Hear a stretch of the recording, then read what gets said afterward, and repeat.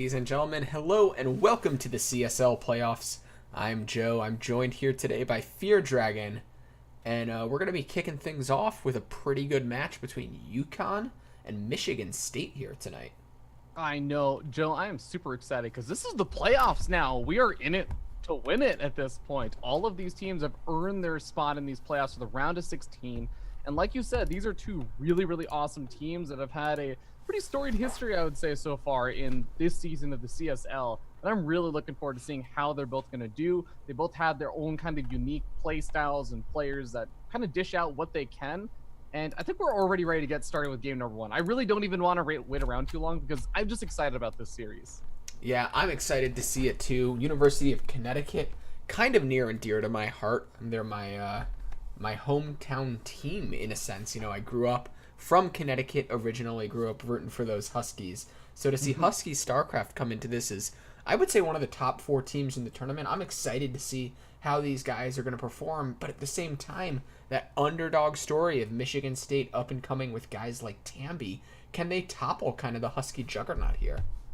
It's definitely going to be something to be on the lookout for. UConn has actually gone 8-2 in the kind of earlier group stages, whereas Michigan State only went 4-4. So in a lot of ways, I kind of want to give a bit of an edge to UConn here. But let's jump in and find out the reality of the situation. Who is actually going to be able to take this series and move on to that round of 8?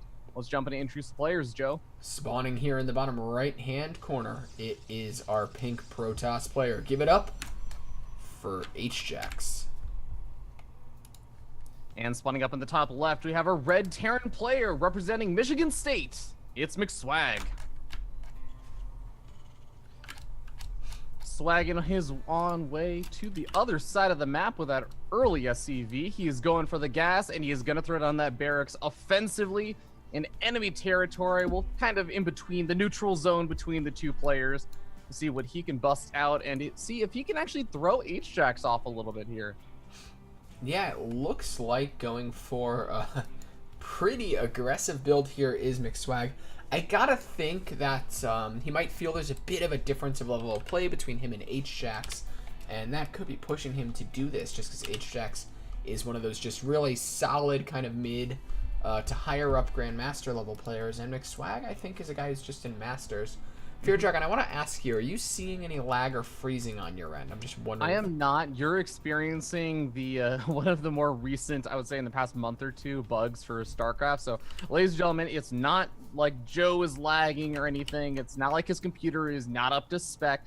Battle.net has just had some weird issues lately where occasionally your game will just lag and eventually it'll just stop. So, I'm sorry, you'll have to bear with it, guys. But, I do really quickly want to note, as we actually have a tech lab being thrown down on both these barracks. Okay, I thought this was going to maybe be a Reaper opening, but H-Jax had gone for the wall off, and maybe even anticipating this. I'm not sure if McSwag was anticipating that, but regardless, he's going to go for the Marauders, and with the second tech lab, I guess he can produce 2 Marauders at a time. It's been a long time since I've seen this kind of play.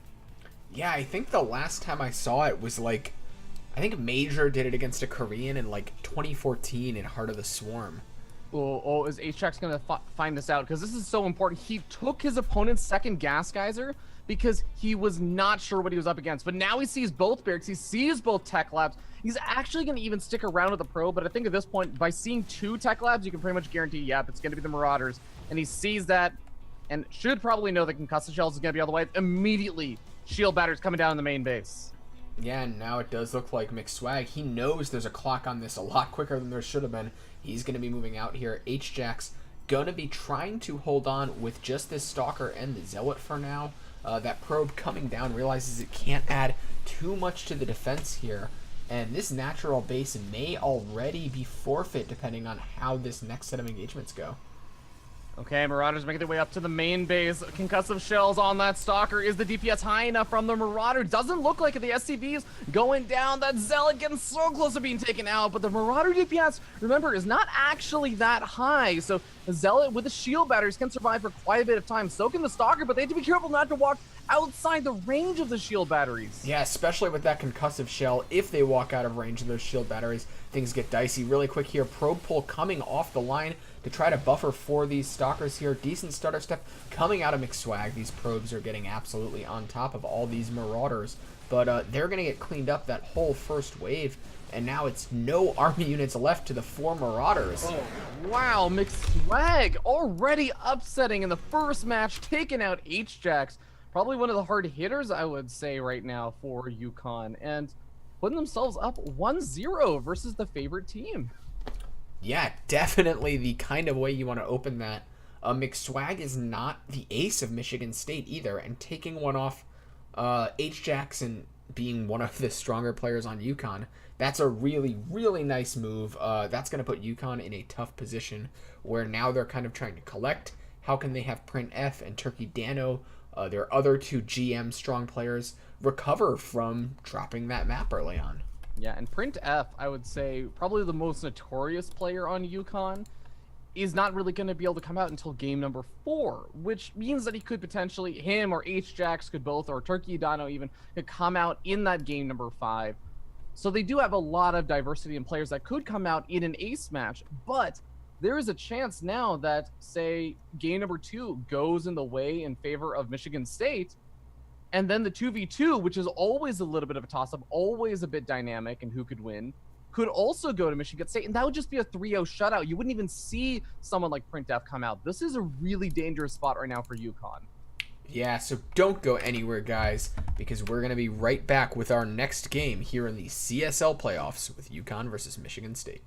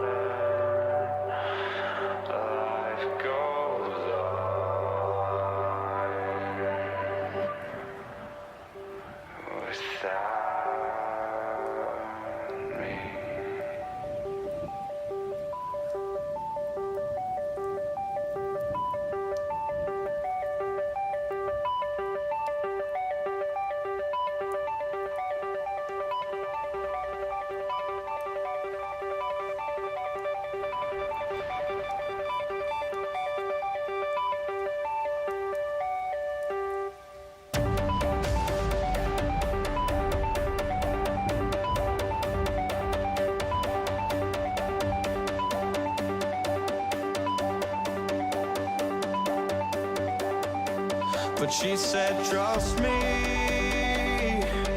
these are the stories we will tell. As I stood frozen,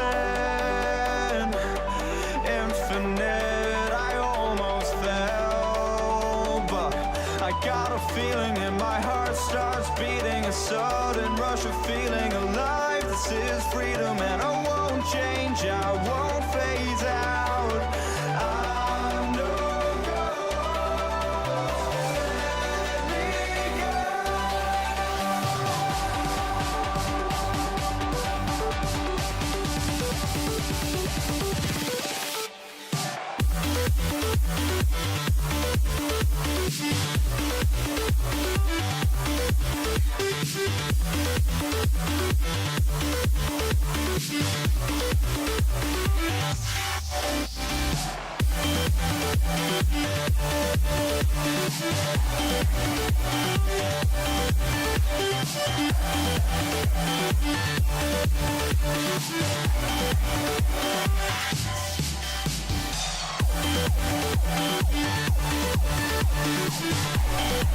Ladies and gentlemen, hello and welcome back to the CSL playoffs. We are coming up on game number 2, where Michigan State has managed to take a surprising lead over their opponents, UConn. Can Turkey Dano turn this around as we get into a PvP here on Eastwatch? Indeed, and we are going to be starting up here in the top right-hand corner of Eastwatch. Top of the green, Protoss player who's going to be representing UConn. Give it up for Turkey Dano. And his opponent in the bottom left-hand corner, it is the teal Protoss player. Give it up for 7. For Michigan State University, of course. Now, Joe, I know I was talking about how there is this world, this possibility where you don't even get to see one of the big hard hitters for UConn even come out, Print F. If Turkey Dano ends up losing over here, then if 7 is able to beat him, we go to the 2v2. There's a world and a possibility that UConn loses the 2v2 as well, and they just get knocked out 3-0. No hope or chance of getting out Print F in game number 4, or an ace match where they get to send out H-Shacks or Print F, but I do think that still Turkey Dano is going to be a little bit favored coming into this, and he's already kind of mixing it in with a little bit of Print F shenanigans, I should say. Yeah, now Print F once told me Turkey Dano does the same builds as Print F. They're just slightly less efficient. So I'm curious to see. I don't know if that was a bit of a humble brag from Print F, but I'm curious to see how 7's going to try to deal with this here, as these pylons are coming up from Turkey Dano. There is a cannon nestled in here behind. These 4 probes do have a decent amount of surface area. Can he get the pylon down when this falls? And yeah, really nice moves by Turkey Dano to keep this alive. Yeah, Joe, you know, this is actually really going quite well for Turkey Dano, because I want to note that cannon is going to be able to kill off the pylon as well as the gateway over here. And that means that 7 is not going to actually have any kind of answer to deal with this right now. He's got Cybernetics who are going up out of the, I guess, range right now of the photon cannon, but he's got another gateway going up inside the range of that photon cannon. So at what point is he actually going to have units to push back these cannons and prevent the continued advancement over here? I think that this is right now Turkey's Dano's games to lose. Yeah, it looks to be death by 1,000 ping pong balls as these cannons continue to rain down. That pylon goes down. Everything is unpowered here. And Turkey Dano just very comfortable cannon walking up to his opponent here. And I mean, what is 7's going to get a robo out and try to get to Immortals before Turkey Dano just kills everything with cannons? I don't see that happening. Even a gateway coming out to add some production here. I kind of feel like this might have been a little bit of an underreaction from 7, as he had the 2 photon cannons coming down right next to his Nexus, but now it's a little bit too late. The photon cannon going to be able to push back those probes, and both of these cannons are not just in range of that Cybernetics core, they're in range of the Nexus. So sure, there's a robo facility on the way right now for 7, but can he actually get out an Immortal in time before he just starts taking devastating damage? Well, he is saving his Chronos here. Let's see. Hopefully we are going to see those coming down on the Immortal to get it out as quick as possible. He's trying to do some fancy footwork with these probes. Stay away from that Zealot here, but it looks like all these probes are falling. Turkey Dano taking a decisive supply lead. He ensures that UConn not going to be going down 3-0 here in this first match in our playoffs. Yeah, this is looking almost like a hopeless situation for 7 at this point, because yeah, there's an Immortal out. The Immortal actually will be able to push back these photon cannons. I think he should be able to take out both of them. The Zealot is going to be able to give chase though, and the Zealot is not necessarily there to actually try and kill the Immortal. It's just there to buy time, and he's killing off probes, which is also nice. But this means that cannon has a little bit more time until the Stalker is going to be able to get out. And yeah, Stalkers aren't exactly great versus Immortals, but it's still going to be able to poke away at that Nexus if the Immortal ever gets a little bit too far away. And then behind this, there's a Stargate coming out. There's another gateway. There's a Cybernetics core researching Warp Gate, something, by the way, which 7 doesn't actually have. Yeah, oh, look at this really nice stutter stepping out of the Immortal. It's just taking one little dart shot at the Immortal, picking away here this Stalker, doing great work as it continues to beat down this Immortal. That's the only army unit that 7 has, and the only one it looks like he'll have for a little bit here. And now with an Adept coming out, Yeah, I don't think that Immortal's going to survive because all the Adept has to do is shade in on top of that Immortal, and it's just not going to be able to survive anymore. But okay, looks like with the Stalker being picked off, that means that the Immortal's going to have... Oh no, Hardened Shields are off of cooldown now, so he will have that alive for a little bit longer. It's going to start regenerating its shields now. And a second Immortal popping on out. 7 reproducing that worker count. Yeah, the one thing is behind all of this, though, Turkey Dano, he's going to go up to 3 gateways. He's got Warp Gate being chronoed out. His production, I think, is going to just smack 7 in the face here. Ooh, and even bringing in this Phoenix to pick up one of the Immortals once he's ready to fight. This is so dangerous out of Turkey Dano. Yeah, I think he's waiting for some of these units to get in range of the Photon Cannon. He lifts up one of the Immortals. The Photon Cannon's still going to go down. And that one weakened Immortal is doing a lot of damage to that Stalker Adept trying to give chase. But actually, I think he might be able to get away with this. And the Immortal's going to be able to clean up that Adept. Suddenly, 7 starting to look to be in a bit of a better position here. One more Stalker is going to come out. These Phoenixes are now going to have free range to, like, pick up the Immortal, chip away, and do damage, but there's not a huge amount of DPS coming out of just one Phoenix when you've got the other one lifting up here. Yeah, I almost feel like it's a little bit of a shame that he didn't go for any Oracles, because you look at this situation, he knows that he killed off the Cybernetics Core, he knows that there aren't really any Stalkers coming out, it's just this Immortal production. So if you think about it theoretically, then an Oracle probably would have been able to devastate this mineral line. But at the same time, that is, again, a little bit of a risk if your opponent had invested into another Cybernetics Core earlier. Maybe something could happen. But now the Phoenix can pick up the Stalkers and maybe still just get some slightly guaranteed damage. Problem is they'll run out of energy a lot faster than an Oracle will in terms of how much damage they do before they run out of energy. Yeah, they can start picking away at these probes here. Turkey Dano trying to get that worker count of 7 back down, securing his more comfortable lead. Turkey Dano also taking his expansion while this is going on. And the probe count starting to drop once again from 7. These Phoenixes aren't going to be killing the Immortals anytime soon, but they can buy him so much space and breathing room. And behind this, Ravi, that Oracle you were talking about. Yeah, the Oracle might be able to get something done just because there still aren't that many gateways. There's a couple that are about to finish up, though, and that means that they will have a couple of Stalkers out. Turkey Dano finally getting enough energy to start lifting up some more of these units. He's going to go after the Stalker, but a few more Stalkers should be warped in a matter of seconds. Yeah, but lifted up the Stalker as they're warping in. If he catches the other two, no, the other two will warp in safely, but this is still enough Phoenix. I don't know if those 2 Stalkers are going to be enough. yeah, picking up that army piecemeal is just working out really well for 7, or Turkey Dano rather. I think 7 is like, hey, you know what? I have a bigger ground army than you, most likely based on the fact I'm pretty sure you're building Starbase off of 1 base here, and I'm going to try to use that. I think Turkey Dano is a bit aware of that as well. That's why he made that sentry. And now Turkey Dano just trying to make sure he doesn't die to this counterattack. Oh man, he's walking back with all of his units. This is really not great. I almost wonder if a recall would have been justified in this situation, but he's got 4 Stalkers back at home. He actually should be enough. And the Oracle, a little bit slow to start target firing down some of those units, loses all of its hit points, and down it goes. 7 still, unfortunately, I feel like it's got to be a little bit of a mistake. He doesn't actually have all of his workers in gas right now, so he's losing out on a lot of potential mining right now. And in the meanwhile, Turkey Dano with the expansion is just going to continue to get further and further ahead. Yeah, if I was 7, I think I would go. Right? Like, look at what Turkey Dano has on the ground. Even if 7 only manages to kill the natural and wipe out a bunch of probes, I don't think Turkey Dano can muster, like, a credible response against this army.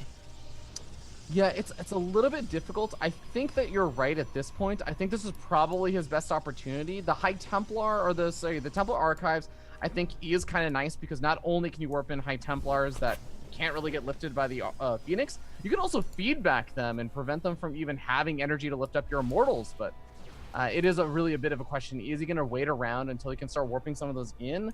I am actually wondering what I guess he's waiting for. Is he just waiting for... Okay, there's the warp in of some High Templars offensively. Is he going to morph them into Archons, or is he going to leave them for feedback? I wonder. Yeah, we'll have to take a look here. Turkey Dano trying to get this ground army up. He's warping in a lot of Zealots here. He's getting those sentries to help slice this army up.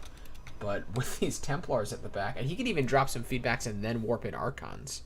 Yeah, I think that might be his best bet, especially if he wants to knock down some force fields that might be coming out. And there are some of those force fields. High Templars feedbacking the Phoenix, most of them getting taken out in terms of energy, but a couple of them still have energy left over. And I think the force fields may have just barely been good enough. Phoenix lifting up the Immortals. Maybe the shield battery's helping out a little bit, but he just doesn't really have the firepower. The Void Ray is so critical to this defense right now for Turkey Dano. Yeah, it's doing a great job of abusing the position of the Stalkers and those force fields to just kind of chip away at the anti-air units of 7, because remember, if those Stalkers go down, he has no way to deal with the Void Ray no matter what. So it looks like 7 getting one more warp-in round going here. Turkey Dano has a massive economic advantage. If he hangs on here, the game is almost surely his.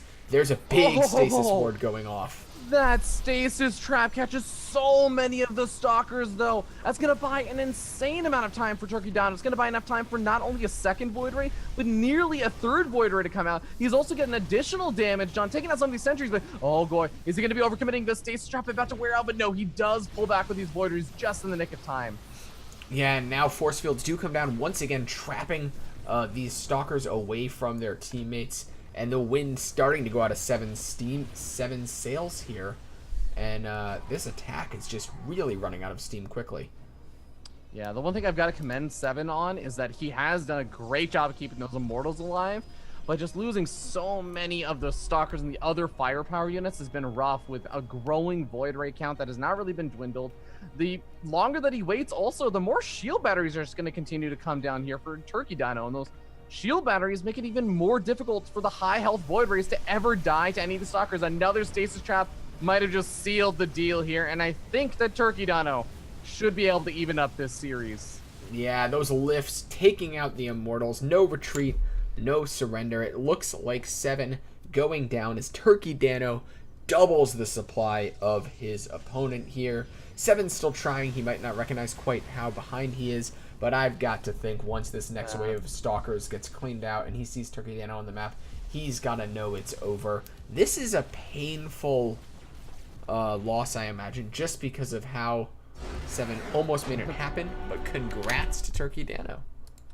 Yeah, Turkey Dano does pull it out in the end, as close as it ended up being. And that was a pretty back and forth game, I would say, where you had, I feel like Turkey Dano with a supreme control in the early stages in being able to make that photon cannon rush be incredibly effective, but then kind of a falling off where he's just like, oh, you know, actually there's this attack that's coming, and there's a surprisingly large number of units out there for 7. So commendations to 7. Almost pulls it out in the end, but not quite. And we are guaranteed to at least go to a game 4 now as we hop into that 2v2 for game 3. Yeah, don't go anywhere, guys. We will be right back.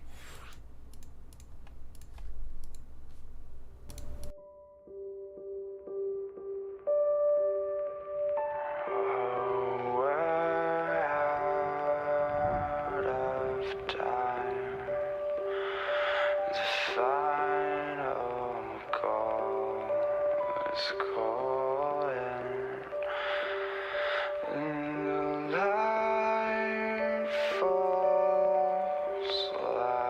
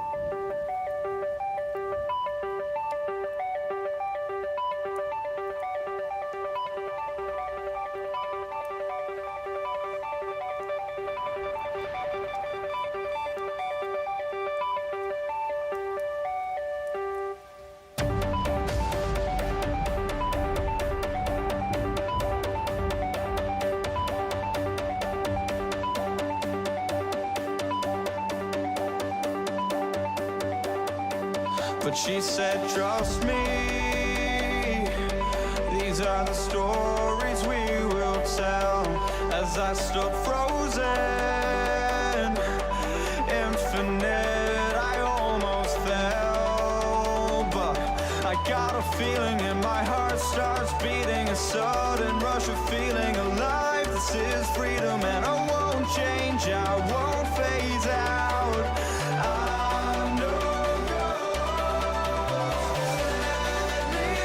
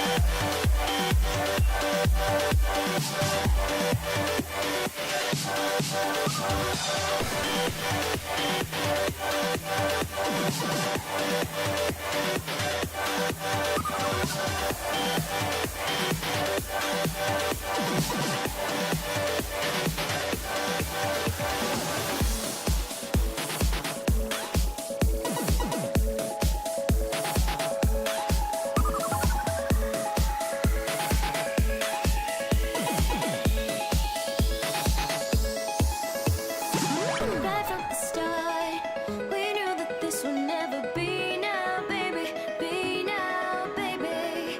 We're miles apart, and we just wanna let it free now, baby. Free now, baby. 'Cause I'm only living for today, and I know you're understanding what I say. We're out of time, so I'm keeping my heart safe and sound.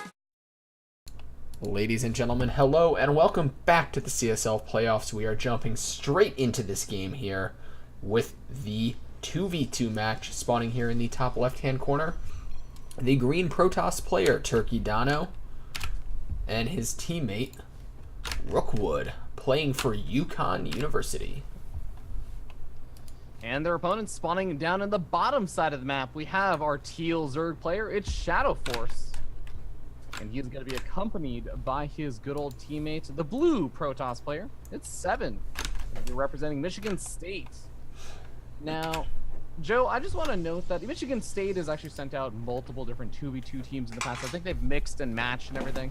But UConn has been pretty, I want to say stagnant, but consistent is the word I really want to use here for their 2v2 team. It's been Rookwood, Turkey Dino, pretty much every single time, and they actually have a pretty solid record as like 5-4, but they also seem to just always go Zerg Protoss. So I think they have a lot of experience with this 2v2 team. Yeah, well, Turkey Dano, of course, a Protoss main, Protoss GM, and Rookwood I know is kind of a cheesy Zerg player that does like his speedling floods. We saw an earlier pool out of him, no second hatch. It could be defensive just because Shrines of Lazul is such like a weird small map that you can sometimes have to worry about your opposing team getting super aggressive here. Mm-hmm. Yeah, absolutely. There's there's also kind of weirdness. If your opponent gets a bit aggressive, they oftentimes will get aggressive on one player. And that usually means that the other player is kind of like the teammate of the person being attacked, kind of has to immediately respond and judge should they actually move down their own ramp, or are they just going to get surrounded and picked off in a 2-versus-1 match. It's all about timing when it comes to the offense and defense on this map. But I really think it does kind of favor the offensive team in this situation. Yeah, the path to reinforce between these two bases is so difficult because like you were saying, you can kind of set it up so as soon as they step down that ramp, they're fighting the whole army and they can ping pong back and forth in kind of a favorable position here. But here comes that first fight we were talking about. Rookwood deciding to come down right away, getting his forces out on the low ground. And good teamwork out of UConn so far to prevent any kind of isolation of their armies from each other. Yeah, and you can see that both those Zerg players staying on relatively lowish worker counts just to get out that early spawning pool, but also we end up seeing a good old Baneling nest coming out over here for Rookwood, whereas it looks like Shadow Force just kind of banking up a little bit more of that gas, waiting to see what he's really going to end up using it on as the Lings start coming on forward here for Rookwood. Yeah, actually, depowering this pylon will be absolutely massive here, and suddenly all the production goes down for 7. And Rookwood's going to pull back. He knows the damage is done. He's set back the production of his opponent a decent bit. And behind this is going to be Banelings. And those probe pulls are not going to be quite as effective. Oh boy, this is going to be a really, really difficult situation, I think, for 7, because he's got that Stargate now finished up, but he had to pull all of his workers off the mineral line for a while. Banelings come flooding on forward. There are only 3 of them, but they're enough to push back his opponent's Lings from doing too much. 2 of the Banelings trade down for quite a few Lings, so I mean, it's an okay trade, but Rookwood finally busted on forward. Yeah, and now this Baneling can come up. If the probes try to engage, he can't kill the probes with it, but you can make it a much softer target for these Lings that are going to flood in from behind, and that's exactly what happens here. One Stalker on the hold position. The probes try to run, but they are going down. And oh god. When the only safety is literally retreating outside of your base, because the Lings are now walled in, but there are more Lings just coming in from the other side now, you know that's not a good position. A lot of Banelings coming out over here for Shadow Force to try and save his teammate. He does take out a majority of Rookwood's morphing and Banelings, but 1 should be able to complete, and 7 down to just 5 workers is going to have a very difficult time contributing a lot to this game, but maybe might be able to get some resources sent by his teammate to build that Oracle or something to get some sort of influence in this game. Yeah, keep in mind, while all of this is going on, Turkey Dano didn't really do anything aside from those initial 2 adepts. He's getting a sizable Blink Stalker army back at home, and he already showed us that he does have some pretty clever micro and control tricks here, and I'm excited to see him try to fight with these Blink Stalkers. All right, Shadow Force. Is he going to be able to deal with this? Because he's been the teammate that hasn't really been all of that influence. But unfortunately, he loses all these Banelings. He's been sitting on 1 base this entire time, and he's got 1 spine crawler up in the main base. But it really does seem like it's it. He's got a couple of Lings and Banelings on the other side of the map, but Rookwood's even going to find those. And while all that's going on, the Stalkers are just going to obliterate Shadow Force's own economy. We're sitting in a situation where I think between Shadow Force and 7 combined, they almost have as many workers as you start off the game with. Yeah, this is so tough to see here. It does look like UConn going to be taking another map here in a pretty dominant fashion with the aggressiveness going on from the start. Well played by 7. It looks like Shadow Force also ready to tap out. And GGs are called as UConn takes the 3rd map, putting them in a 2-1 lead.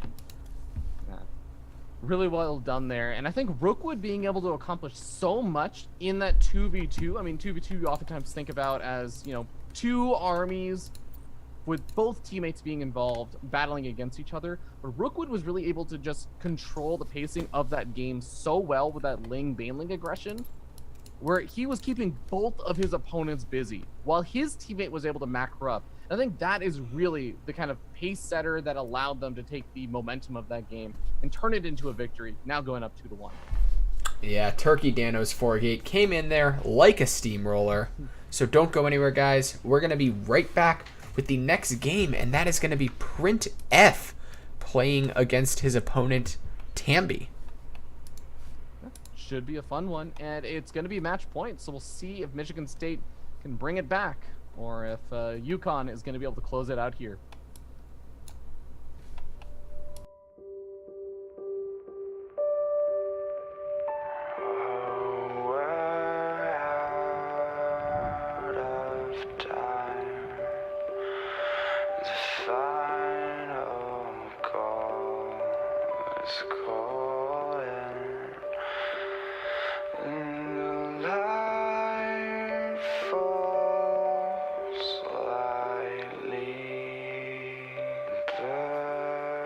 Between us,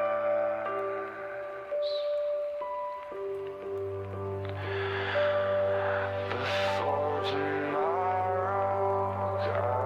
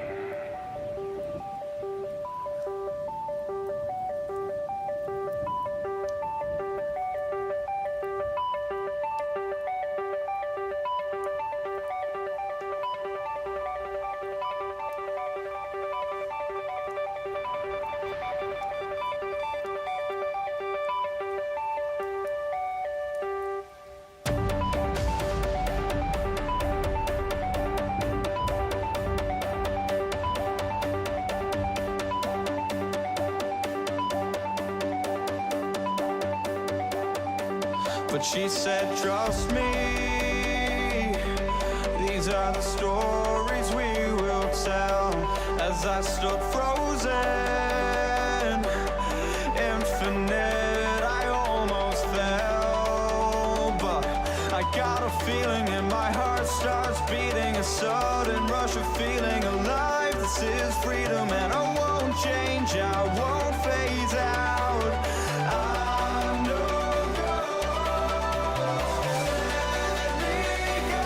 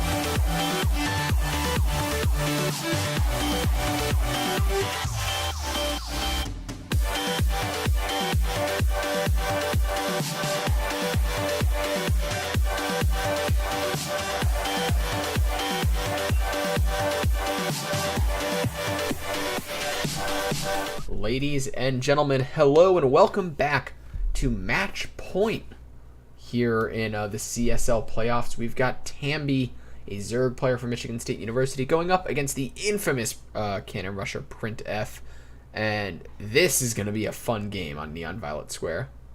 Now, it's also very important to note that, of course, the maps that are going to be selected for each player in each spot in the round of 16 and round of 8, etc., have all been released for a while. So the players should have known what matches and what maps they were going to be playing on, and that, of course, affects the order for a player like Printf, who relies so much on the intricacies of the map. I almost want to say possibly more than almost any other player out there. So I assume that he picked this map to play on for a very particular reason.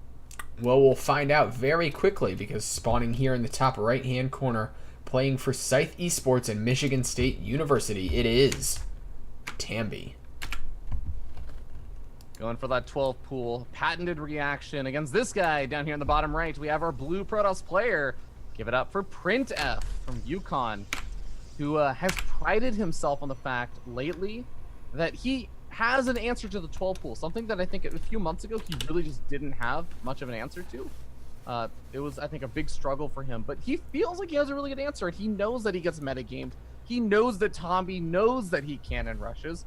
So it's really going to be an interesting discovery to see how does Printf deal with that 12 pool if you haven't seen it before. Yeah, we will have to see here. He's moving up. Weird. Oh, this is some really... I actually really like this positioning, because the idea is, if you get a full wall up on one of these sides, it's so difficult for the drones to get to the other side of these buildings and to really get the surface area. But he is going to plant stuff down a little bit further back, since the drones are covering quite a bit of area. There is that full wall off, and that's going to delay these lings. The lings have to either get through one of these pylons or walk all the way around the wall in to get over to that photon cannon or the gateway. The photon cannon should be able to finish in time. He even gets a secondary wall up over here. Now, the real problem is going to be the fact that one or two of the pylons are going to get taken out very quickly. Oh no, they're not powered though. Oh yeah, there's no defensive power here. Printf knows that pylon's going to be absolutely critical to making this hold happen here. The gateway does offer quite a bit of HP here in this wall, and he's got the first cannon out, does Printf. He feels comfortable cannoning up his wall, and he has the foothold in. Can he take this beachhead and take into the natural of his opponent? Well, we're about to find out. Yeah, and at the same time, Tambi going to go for the counterattack, and Printf throwing down that photon cannon, but it is going to be a little bit before the photon cannon finishes up. I think it should finish up just in the nick of time to push back these Zerglings before they feel like they can really do almost anything over here. You notice the kind of wall in, you got two high healthy buildings, and the pylon is a part of the wall, but it's a very small part of the wall, so there's not really a lot of surface area for those lings to attack it. Photon cannon should be able to easily push back those lings. And now, Brinta, he's getting into the zone of where I think he feels the most comfortable. Yeah, once those first cannons are established, his game plan always seems to go like really smoothly, and it might end up being a close loss. But he hits his groove, like you were saying, and he's starting to get his next bits of production out. He's getting the shield battery out here. He's chronoing out those first aggressive units, those stalkers, and he feels like he's in a position where he can get the army out that he wants, and then start up with some kind of aggression here. All right, Stalker poking forward, looking for some of these lings, and good identification from Printf, knowing that there's probably not going to be speedlings on the way. That's usually not the reaction that people will have or players will have to the cannon rush. They'll usually try and get out those roaches and ravagers. So he's taking advantage of that. The Stalker should theoretically be able to escape out of those the ling's clutches if he's on point about this. And the other important thing to note, it's a very specific number: 6 Ravager Corrosive Vials will one-shot a photon cannon if it's not healed by a shield battery. If even one little tick of healing comes out from that shield battery, it's going to take at least 7 to come out. And they have to come out pretty quickly if you want that to happen. So we'll see, can Tombi actually break this? He can do some damage here. The shield batteries will heal up those photon cannons. Yeah, Print F is continuing to get units out. He's got the Robo facility behind this, and he's going to be going for those Immortals, which are so powerful in trying to fight off this army that it looks like Tombi is going for here. A couple of Stalkers are stepping up, trying to damage down those Ravagers, maybe picking off that one weakened one at the back. The Corrosive Vials continue to come down, putting the hurt onto these cannons, but the shield battery is getting it alive still. Actually, let's the Adept Shade finish. He's going to be able to pick off one. Oh, wow. He's going to be able to pick off multiple drones over here. This is really, really nice. It doesn't quite target fire down the other drones. He's going to end up losing it, but kills off a ling or two in the process. Kind of surprised because usually you end up seeing Printf use that for a lot of scouting information. But it looks like he feels pretty confident having seen pretty much everything there. He knows what's coming out. It really is just about the micro at this point. Yeah, and he does have the third Stalker out now. He's continuing to target down the Ravagers. That count is falling. One cannon's going to go down, but there's another cannon in the back here offering some additional DPS. And these Stalkers are just doing a really good job of cutting out these lings back at home. Warp Gate on the way here, and that's going to increase his rate of production a little bit more. I think Tombi actually overcommitted here on the attack, and he thinks so too. GG. Printf secures the 3-1 victory for UConn, shutting down Michigan State's hopes of making it further into the playoffs and securing UConn's place in the round of 8. Yeah, big congrats to UConn for advancing on to the round of 8.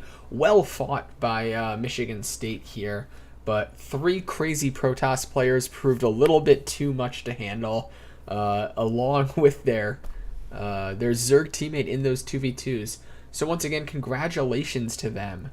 And thank you guys for watching. We're going to be back next week with another one of our round of 16 matches here. This is the playoffs. It's the end. It's what the players have worked for all season. A lot of prize money on the line for these guys, so be sure to catch every match.